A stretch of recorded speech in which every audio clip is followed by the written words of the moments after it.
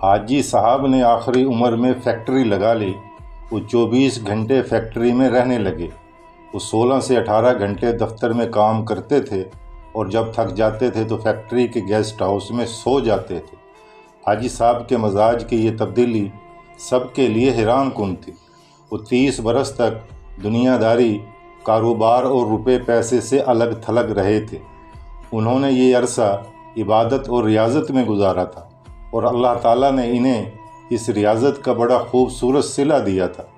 وہ اندر سے روشن ہو گئے تھے۔ وہ صبح 8 بجے اپنی بیٹھک کھولتے تھے اور رات گئے تک ان کے گرد لوگوں کا مجمع رہتا تھا۔ لوگ اپنی اپنی حاجت لے کر ان کے پاس آتے تھے۔ وہ ان کے لیے دعا کا ہاتھ بلند کر دیتے تھے اور اللہ تعالیٰ سائل کے مسائل حل فرما دیتا تھا۔ اللہ تعالیٰ نے ان کی دعاؤں کو قبولیت سے سرفراز کر رکھا تھا۔ لیکن پھر اچانک حاجی صاحب کی زندگی نے پلٹا کھایا۔ وہ ایک دن اپنی گدی سے اٹھے، بیٹھک بند کی، اپنے بیٹوں سے سرمایہ لیا اور گارمنٹس کی ایک درمیانے درجے کی فیکٹری لگا لی۔ انہوں نے اس فیکٹری میں 500 خواتین رکھیں۔ خود اپنے ہاتھوں سے یورپی خواتین کے لیے کپڑے کے نئے ڈیزائن بنائے۔ یہ ڈیزائن یورپ بھجوائے، باہر سے آرڈر آئے اور حاجی صاحب نے مال بنوانا شروع کر دیا۔ یوں ان کی فیکٹری چل نکلی اور حاجی صاحب دونوں ہاتھوں سے ڈالر سمیٹنے لگے۔ دنیا میں اس وقت گارمنٹس کی کم و بیش 2-3 کروڑ فیکٹریاں ہوں گی اور ان فیکٹریوں کے اتنے ہی مالکان ہوں گے، لیکن ان 2-3 کروڑ مالکان میں حاجی صاحب جیسا کوئی دوسرا کردار نہیں ہوگا۔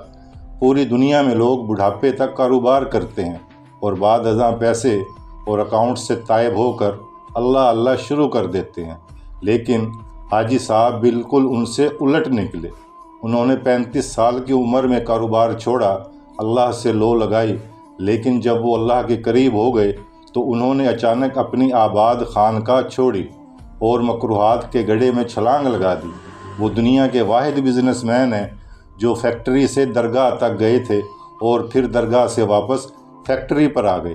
حاجی صاحب کی کہانی ایک کتے سے شروع ہوئی تھی اور ایک کتے پر ہی آ کر ختم ہوئی تھی۔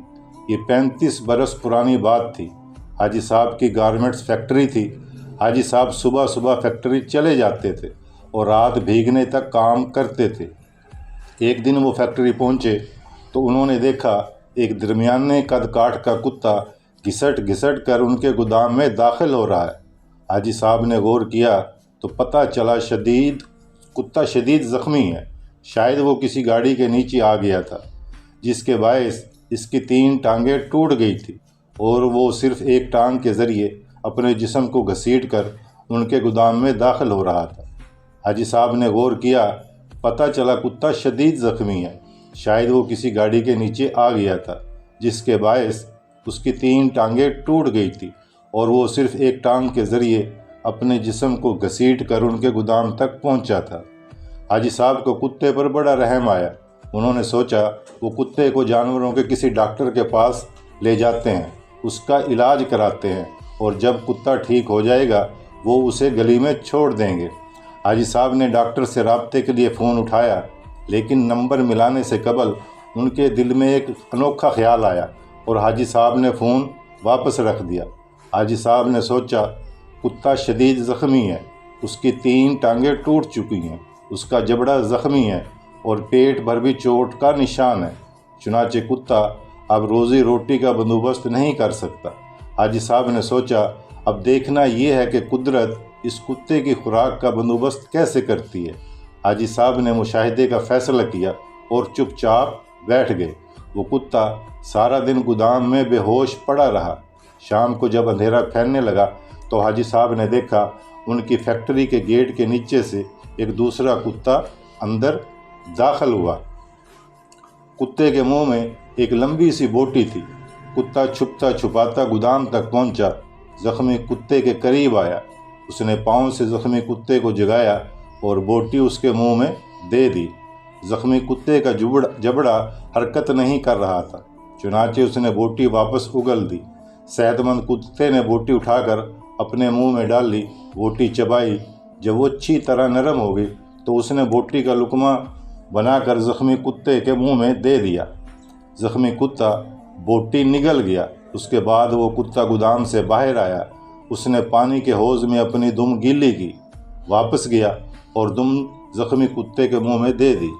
زخمی کتے نے صحت مند کتے کی دم چوس لی۔ صحت مند کتا اس کارروائی کے بعد اطمینان سے واپس چلا گیا۔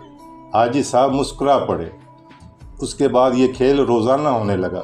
روز کتا آتا، زخمی کتے کو بوٹی کھلاتا، پانی پلاتا اور چلا جاتا۔